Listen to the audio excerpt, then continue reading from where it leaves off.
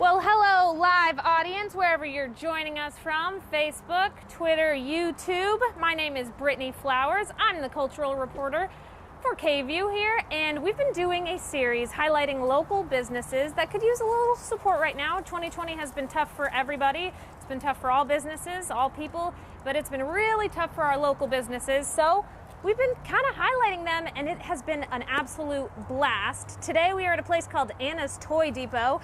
And joining me to talk about it, the owner, Anna. Hi, welcome to my store, everybody. So, I love this place the second I walked in because I saw a lot of toys in here that I was like, I've played with this when I was a kid. So tell us a little bit about Anna's Toy Depot. Anna's Toy Depot buys we have new and used toys, but we buy secondhand toys. You can bring them into the store, we'll buy them, and then we resell them. It's a way that you can get rid of toys that you've outgrown without them ending up in the landfill. And then it enables younger children to come in and purchase them and use them and keep it going. This kitchen is a really good example. This kitchen's been in 2 times over the years. I saw it probably about 5 years ago, and it's back again. And so this is a good example of something that we would buy secondhand and resell it. It is so cool. I love this little kitchen. It's a little bit of a fixer-upper, but it's really sturdy. I love it, and somebody's going to really enjoy that. So then another thing, you have like classic toys, a tea set. Yes, when we have new toys, we do some new toys, and because sometimes people don't know we're doing secondhand, or they need a gift, or they want to buy new.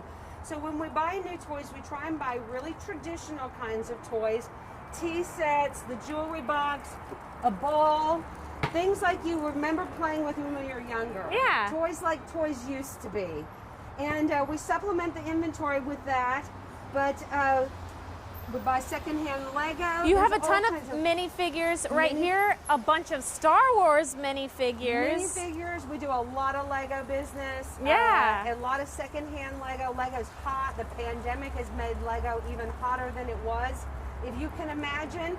Yeah, and, well, for us, because we're a big Lego family, it feels kind of like a puzzle. I know that puzzles were very popular this year, but Legos feel that same. Toys that are tedious. You don't want it to go fast. You want it to take a while. Board games that take a long time. What's the hurry? People's new favorite board game is now Monopoly because it takes forever. It takes okay, tell me about this crane. This is a Playmobil crane that came in. I do a lot of Playmobil secondhand. This is perfect for a kid that grows up in Austin because they're everywhere. There are a lot of cranes, and this is an electronic crane. It came in here again. What do you do with that when the kids outgrow it?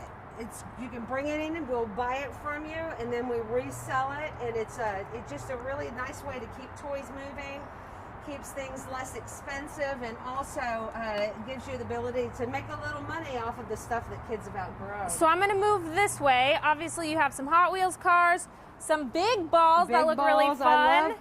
Balls are one of my favorite toys. The Hot Wheels came in from a gentleman who collected them for years and decided he didn't want them anymore. So we bought them, and we just sell them for $1 a piece, and you can tell there's a lot. There are so many. And this dollhouse, I mean, the second I walked up, I was like, that is amazing. That dollhouse is great. We got that in last week. The cool thing about this is not only is it cheaper to buy it secondhand, but you don't have to assemble it. Oh, hey, that's a really good point. As a parent, I get a lot of business from child care centers who want toys, but they just don't have anybody on staff to put them together. This thing's incredible because it has an elevator. I'm just turning this little knob over here, and it's a full-on elevator. This is you amazing. can't have a Barbie dream house without an elevator. I know Barbie's living better than me, I'll tell you that much. This is amazing. Okay, so let's talk about how the pandemic has affected you. You've done a really good job of adapting, right? Well, the pandemic was scary at first, but we've managed to vary our hours. We upgraded our phones so that we can do a lot more pictures with people that want to sell toys. They can send me pictures, and we can do it over the phone instead of them coming in. Yeah.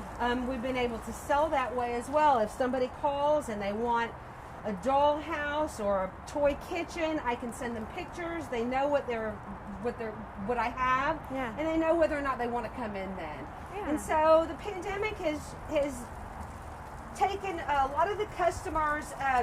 They're not coming into play like they used to, and we miss that but the purchasing has become a lot more purposeful, and we're grateful for the people who have come in to buy toys, because kids are going to need to play. Yeah. No matter what's happening in the world. Yeah, absolutely. They have to keep busy. So we're really happy. And you've been around for 30 years. 30 years. And tell everybody why you wanted to start a toy store. I wanted to start a business so that I could be a hands-on mom. It just so happened that toys were the thing that I saw so many around in garage sales and thrift shops. And at the same time, I saw child care centers that needed toys. Right. So I put two and two together, bought some used toys, stuck them in the trunk of my car, and drove to child care centers and started selling them. And I started that way. And this has just kind of evolved over the years to where now I just stick to the toy store. I don't drive around anymore, but some people will remember the days that I used to drive around. Yeah. And that was my legacy at one time.